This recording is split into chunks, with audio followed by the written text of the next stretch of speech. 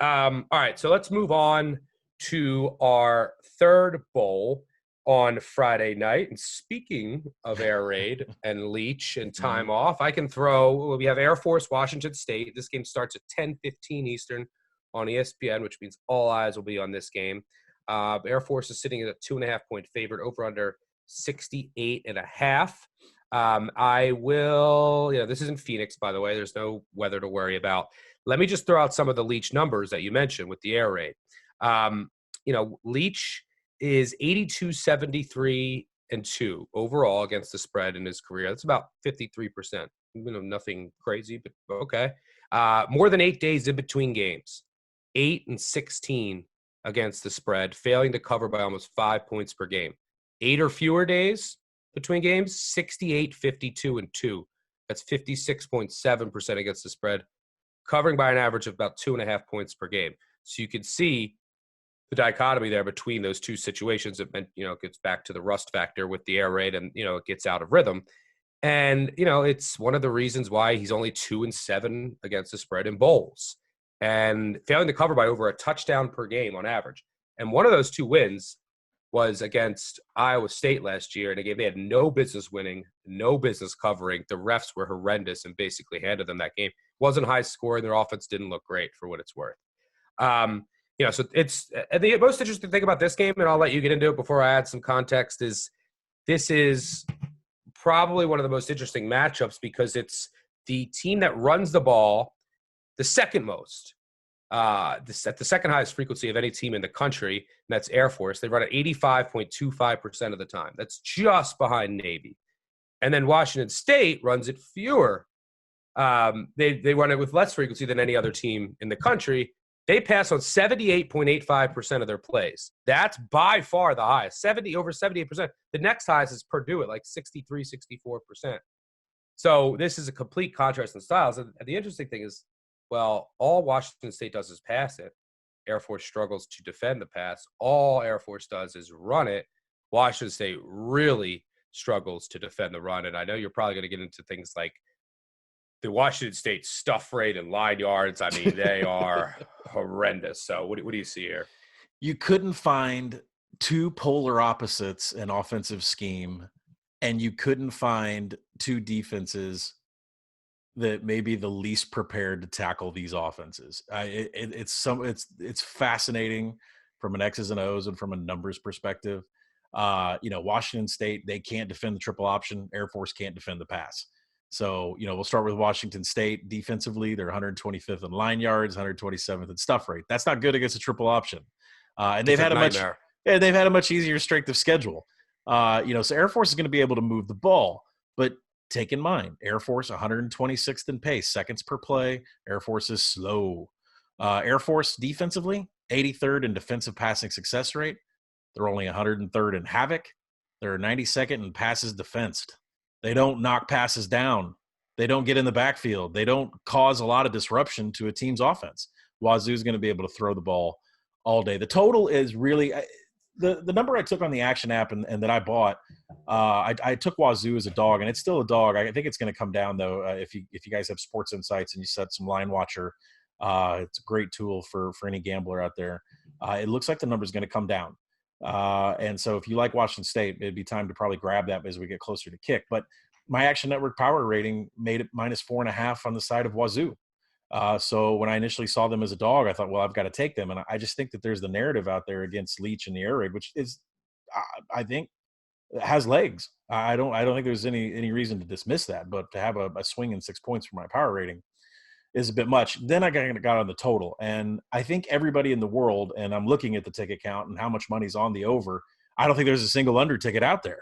I don't think anybody believes that this thing is going to go under. It started at 67. It's up to 69. Not sure where it's going to stop. I think people like me are waiting for a 70. I've already taken a first half under. But, the pace is slower than what you would think. These teams are first and second in field goal efficiency. So there is going to be points scored even when they get past the 40.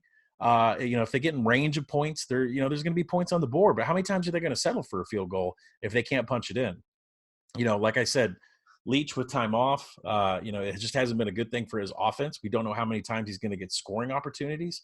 I think both teams are top 20 in finishing drives, but with the pace being so slow in the game, how often are they going to get into to scoring position inside the red zone? And I think that's what's got me on the under, especially a first half under. I like the first half under more because it plays into the, I hate to say narrative because it's actually true, but air raid offenses have a hard time, getting in sync the first couple drives. So I like the first half under more than anything. Once, if Washington State starts to click on offense against an Air Force defense that can't defend the pass, then there's going to be plenty of points on both sides of the ball. But I think I'll roll with first half under, especially at 34.5 or 34. Yeah, I lean to the over here, and I think I'm going to play it. Yeah, I mean, look, these like you said, polar opposites. Washington State's is 7th in passing success rate, and then Air Force is like 90th in passing success rate defense. Washington State is 7th in passing success rate.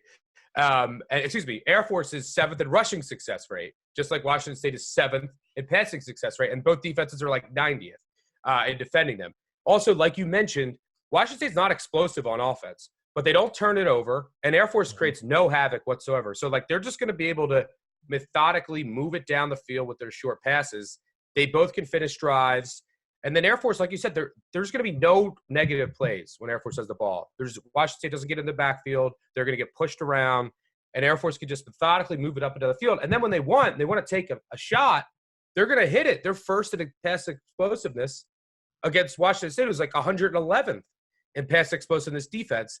And then on top of that, you have these two teams that are great at finishing drives, and also this is an underrated factor.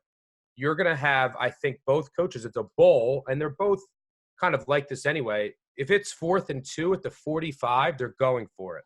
Mm-hmm. So either they don't get it, the other team takes over at the 45, or they continue their drive. You're not going to have the under-betters nightmare here where they're punting at the 50 on 4th and 1, and then the other team starts at the 5. So that'll, I think, help a little bit with the lack of explosiveness and the pace concerns, is that I don't think you're going to have as many drives that are, you have to go 90 yards after a punt as you normally would in the game because of who these two coaches are, because of who Air Force is, because Air Force knows they can just run it. And it's a bowl at the end of the day. So you're going to be a little more risky. And then, another thing that I wanted to mention is that this is, and if you want to back Air Force, I'd wait. It looks like the line's coming down. And also these two teams might go for 2 at the end. So bet the money line or money line parlay it instead of laying 1 or 2. But I do need to mention this, and I saw this being floated around by other people, but I was the source of it. Since 1980, service academies are 74% against the spread. Since 1980. Army 7-1, Navy 12-5, Air Force 15-8, 74%. Now, what does that mean? Well, it means that a lot of bowls come down to motivation, right? So a lot of bowls, and most of them are hard to cap. How are you going to know if this team's going to show up or not? Sometimes we can take an educated guess where we think we have an edge, but a lot of times it's like I don't know. We don't know that it looked like SMU never got off the bus, but the one constant that I am very confident in saying is that a service academy team will always show up, no matter where they're playing. We say this every week. There's no flat spots. So they're always going to show up. There's never going to be a lack of motivation. They're always going to be as motivated as they are every week. So backing service academies has been extremely profitable in the past. And I'm going to try to get out of the Washington State number that I have. I think it's a great game to play both sides, to get a field goal on both sides. Great live game, too. Yeah, great live game. So. Yeah, you can trade this game back and forth. And if one team goes up 14, who cares? The other team should be able to come back.